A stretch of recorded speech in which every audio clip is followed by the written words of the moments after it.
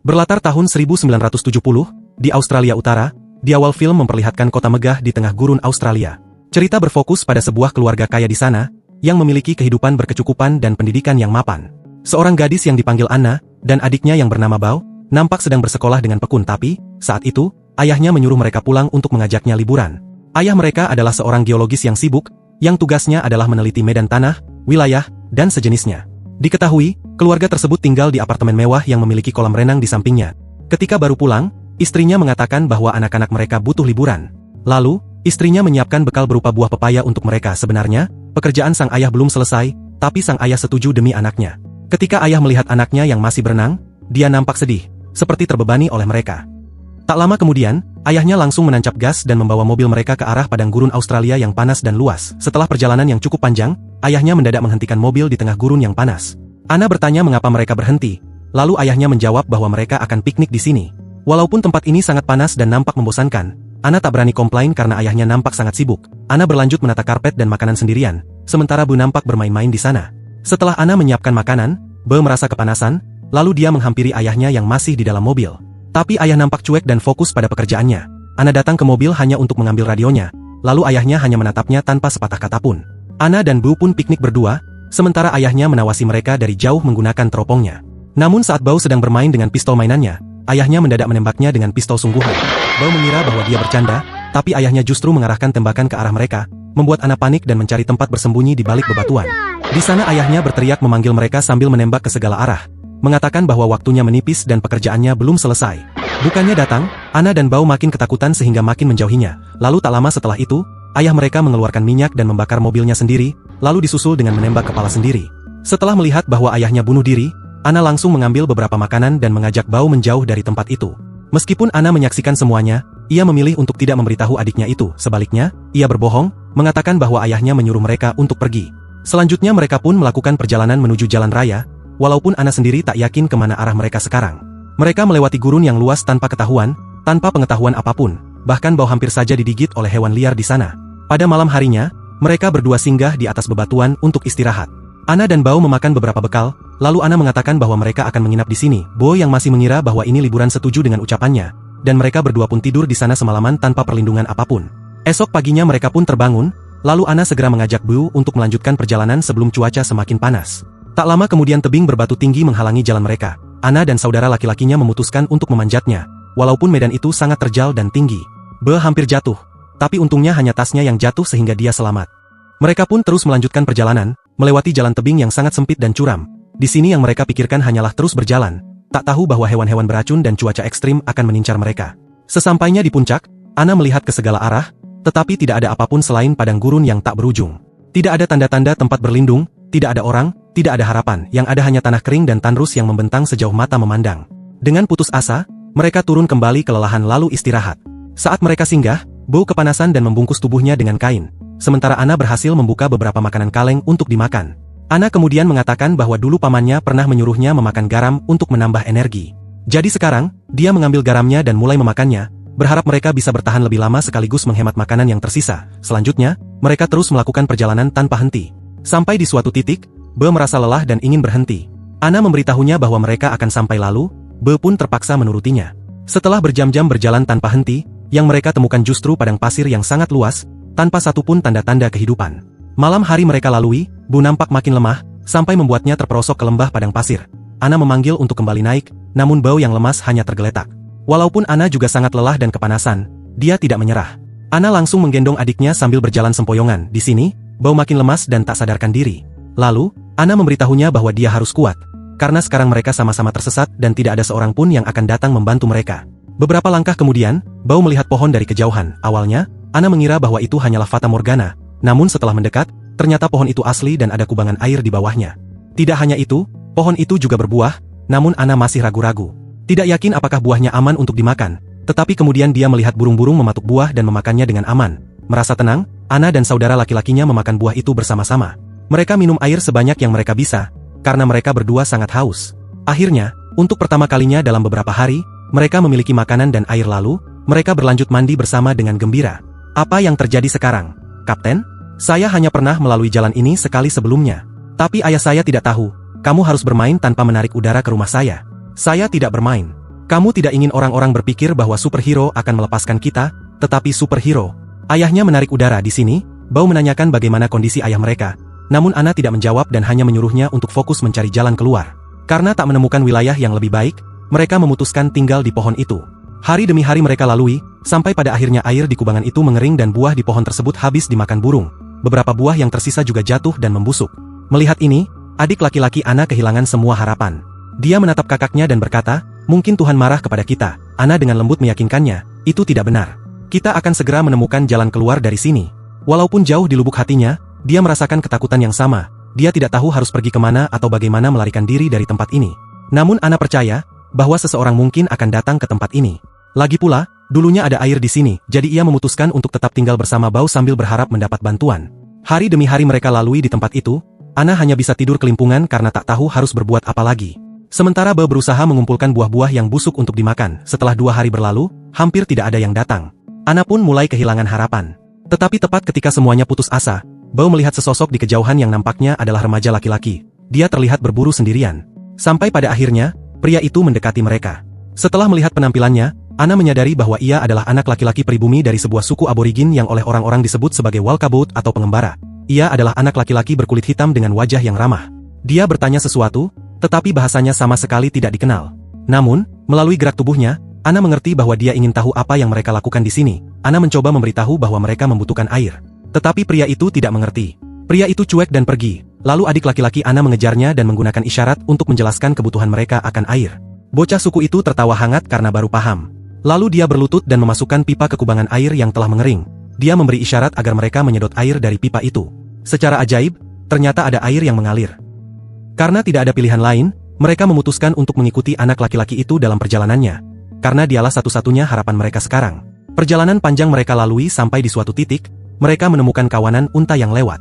Be berteriak, mengapa mereka tidak menaiki unta itu saja? Namun pria suku itu cuek dan terus melanjutkan jalan kaki. Ternyata bagi suku aborigin, fungsi hewan-hewan besar itu adalah untuk diburu dan dimakan. Dan mereka belum mengenal bagaimana cara menaiki unta maupun kuda. Beberapa saat kemudian, pria aborigin itu melihat kawanan kanguru di depannya. Dia langsung menyiapkan tombak kayunya dan bersiap memburunya. Setelah upaya yang cukup melelahkan, akhirnya dia berhasil menangkap 1 ekor kanguru dan langsung memakannya. Dia juga membawa beberapa tulang yang akan ia manfaatkan untuk membuat tombak. Saat mereka beristirahat, adik laki-laki Ana memberi pria itu mainan tentara Inggris. Tetapi pria suku itu langsung membuangnya sambil tertawa. Dia seperti lebih tertarik dengan tombaknya daripada benda-benda lain. Be juga menawarkan pakaiannya. Barangkali pria suku itu mau memakainya. Sementara Ana terus memakainya. Heran, bagaimana dia bisa betah hidup di lingkungan yang ekstrim seperti ini. Pria suku berlanjut membuat api unggun sambil membakar hewan buruannya. Dia juga mulai akrab dengan Be. Lalu, mereka saling bermain satu sama lain di mana saat itu pria tersebut mengajak mereka memanjat pohon dan bergelantungan di atasnya. Adegan berpindah memperlihatkan kondisi mobil ayah Ana yang kini telah dijarah oleh sekelompok suku. Jasad ayahnya nampak mengering dan dipajang di atas pohon, sementara mobilnya dijadikan mainan oleh suku setempat. Memasuki malam hari, kedua saudara kandung itu tidur nyenyak. Tetapi pria suku itu tidak berbaring bersama mereka. Dia mengawasi Ana yang nampak gelisah yang ternyata Ana mengalami menstruasi. Pria itu langsung menghampirinya untuk memastikan apakah dia baik-baik saja.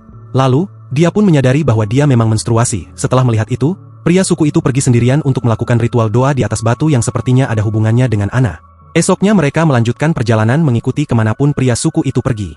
Hari demi hari mereka lewati sampai akhirnya mereka tiba di sebuah hutan kering yang sepertinya habis dilanda bencana. Mereka singgah di sana di mana kulit punggung Bao melepuh akibat panas matahari. Dia merasa kesakitan.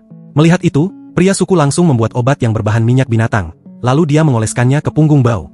Di hari-hari berikutnya, mereka bertiga mulai bisa beradaptasi. Ana menggunakan kain dan kayu sebagai payung, begitupun dengan Bao. Selanjutnya, mereka berjalan melewati wilayah yang cukup hijau, menandakan bahwa mereka makin dekat dengan pemukiman. Be mencoba mengajak pria suku ngobrol, tapi sepertinya dia tidak mengerti bahasanya. Bahkan dia kebingungan dengan bahasa isyarat. Setelah perjalanan panjang, ketiganya sampai di daerah perbatu. Tempat pria suku itu menggambar dan memperkenalkan aktivitas suku melalui gambar tersebut. Gambar itu menunjukkan adat istiadat, ritual, dan kehidupan sehari-hari suku mereka. Dari gambar itu dapat disimpulkan bahwa suku-suku di sana belum pernah melangkah keluar dari perbatasan tanah liar ini, jadi dia tidak tahu apapun tentang perkembangan dunia luar. Adegan kemudian berpindah, memperlihatkan sekelompok ilmuwan kulit putih yang sedang bekerja di stasiun cuaca tengah gurun. Tugas mereka adalah mengamati wilayah dengan alat-alat canggih, balon cuaca, dan sejenisnya. Salah satu ilmuwan yang bernama Hilary digoda oleh anak buahnya sendiri dan mereka menjadi saling rebutan untuk mendapatkannya. Salah satu anak buahnya cemburu ketika Hilary digoda temannya. Jadi dia pun mengganggu mereka dengan melepas balon cuaca. Sontak semua pun panik. Mengingat balon itu sangat mahal dan belum saatnya diterbangkan kembali ke Anna, dia nampak mandi sambil menikmati segarnya sungai yang sangat jernih. Sementara itu, Be dan pria suku tersebut berburu di sabana. Pria suku mendapatkan banyak buruan di wilayah ini, membuatnya sangat bahagia. Di sini Be juga mendapatkan banyak pembelajaran darinya, seperti mulai dari cara mengolah daging hingga cara membuat api secara manual. Di sisi lain, Anna yang kedinginan keluar dari sungai, sementara Bao dan pria suku menyelesaikan perburuan karena cuaca mendung. Malam harinya mereka menginap di sana, lalu esoknya mereka melanjutkan perjalanan di mana Anna dan pria suku menjadi makin akrab. Setelah menyeberangi sungai, Anna dan Bao istirahat, sementara pria suku tak sengaja bertemu wanita kulit putih yang menanyakan soal siapa dua anak kecil itu. Tapi pria suku itu cuek karena tidak paham bahasanya. Lalu dia kembali mengajak Anna melanjutkan perjalanan. Di sini Anna dan Bao tidak menyadari keberadaan wanita itu, bahkan mereka tidak menyadari jika ada sebuah pemukiman kecil di samping mereka. Di samping itu, pria suku juga diam saja dan tak mau memberitahu mereka. Selanjutnya Anna berjalan sendirian menuju hutan kering di mana dia menemukan balon yang melayang di atasnya. Pria suku mengambilnya untuk Anna, tapi Anna lebih penasaran dengan dari mana asal balon tersebut. Bao mengamati bahwa itu mungkin balon cuaca, lalu dia meletakkan benda miliknya di wadah itu dan kembali menerbangkan balon tersebut. Bao kemudian bertanya berapa lama lagi yang mereka butuhkan untuk menghabiskan perjalanan ini, lalu pria suku menjawab bahwa mereka akan sampai hari ini. Mereka pun terus melanjutkan perjalanan sampai akhirnya Anna tak sengaja memegang besi di belakangnya, memberinya petunjuk bahwa ada pemukiman di sana. Dia langsung berlari mendekat, namun yang dia temukan hanyalah sebuah pemukiman yang telah terbengkalai. Tak seperti yang dia bayangkan, ternyata rumah itu benar-benar kosong, harapannya hancur sekali lagi. Anna mencoba menyusuri rumah itu, lalu dia menemukan dua kuburan di halaman belakang rumah tersebut. Di dalam sana, Anna juga menemukan banyak foto yang sepertinya rumah ini pernah dihuni oleh orang-orang elit kulit putih. Anna makin penasaran dan menghabiskan waktunya untuk mengecek rumah itu, membuat pria suku kesal karena ia merasa dicampakan. Selanjutnya mereka menemukan sumber air, lalu pria suku membantu mereka untuk memompa air tersebut. Di sisi lain, Bao memanggil pria suku. Setelah melihat sekelompok kuda, pria suku mengatakan bahwa mereka harus membuat jebakan. Lalu dia mengajak Bao untuk pergi mencari kayu. Mereka berdua tak sengaja melewati jalan raya, membuat Bao terkejut sekaligus bahagia. Namun pria suku langsung membawanya kembali dan menyuruhnya untuk fokus membuat jebakan. Namun sebuah mobil mendadak menabraknya yang ternyata ada dua orang kulit putih yang sedang berburu di sana. Mereka nampak menembaki kerbau itu dan membiarkannya mati begitu saja. Pria suku belum pernah melihat senjata sebelumnya dan cara mereka berburu membuatnya merasa tidak nyaman. Ia menyadari bahwa dibandingkan dengan sukunya, ia bukanlah pemburu yang terampil. Lebih buruk lagi, ia melihat bagaimana dunia modern berburu bukan karena kebutuhan, tetapi untuk kesenangan. Sesuatu yang sangat bertentangan dengan keyakinannya. Bangsanya hanya berburu untuk bertahan hidup, bukan untuk menghancurkan. Selanjutnya, pria suku itu kembali dengan tubuh dicat dengan ukiran putih khas suku. Anna terkejut karena pria itu datang saat dia mandi. Anna langsung berlari, sementara di depan Anna, pria itu mulai menampilkan tarian tradisional. Itu adalah bagian dari budaya sukunya. Ketika seseorang jatuh cinta, inilah cara mereka mengungkapkannya. Tetapi Anna tidak mengerti makna di baliknya. Dia semakin ketakutan dan terus menjauhinya. Namun pria suku itu terus menari dari pagi hingga malam. Dia terus menari tanpa henti, berharap Anna akan bergabung dengannya karena menurut keyakinannya, cinta hanya akan terwujud ketika orang lain juga ikut menari. Namun Anna tidak menyadari semua ini. Malam itu, karena mulai resah, Anna berkata kepada Bao bahwa besok mereka akan pergi. Bao bertanya apakah mereka akan mengikuti jalan raya, membuat Anna bingung jalan mana yang dia maksud. Bao langsung menjelaskan bahwa ketika dia pergi berburu dengan pria suku, mereka tak sengaja melihat sebuah jalan. Mendengar itu, Anna terkejut mengapa pria suku tidak memberitahu mereka, membuat dirinya mulai meragukan pria tersebut. Selanjutnya mereka tertidur tanpa menyadari bahwa pria suku terus menari di tengah kegelapan malam. Di pagi hari, Anna dan Bao bangun dan mandi bersama sebelum berangkat. Setelah mengenakan seragam sekolah, mereka menyadari bahwa pria suku telah menghilang. Saat keluar rumah, mereka melihat pria suku yang sudah tak bernyawa, tergelantung di atas pohon. Ternyata dia telah bunuh diri, mungkin dia merasa telah gagal sebagai pemburu. Dan sebagai seseorang yang sangat peduli pada Anna, dia mungkin menyadari bahwa Anna tidak akan pernah membalas cintanya. Anna merasa bersalah atas itu. Jauh di lubuk hatinya, pria suku memang peduli padanya. Dia telah melakukan begitu banyak untuknya dan saudara laki-lakinya. Mengajari mereka cara bertahan hidup di alam liar, melindungi mereka, dan memberi mereka harapan. Anna dan Bao melanjutkan perjalanan menyusuri jalan raya, sampai akhirnya melihat pemukiman dari atas tembin. Setelah mendekat, ternyata itu adalah sebuah kota pertambangan yang sepi. Di sana mereka bertemu dan Anna mengatakan bahwa mereka ingin pergi ke kota. Awalnya pria itu nampak sangat keberatan, tapi akhirnya dia setuju, asalkan mereka mau menunggu terlebih dahulu. Singkat cerita, mereka berdua berhasil kembali ke kota. Bertahun-tahun berlalu, Anna tumbuh dewasa dan menikah. Dia tinggal bersama suaminya di apartemennya dan hidup mapan. Walaupun begitu, Anna tak bisa melupakan jasa pria suku tersebut, seorang pria tulus yang telah menyelamatkan nyawanya. Dan di sini, film pun berakhir.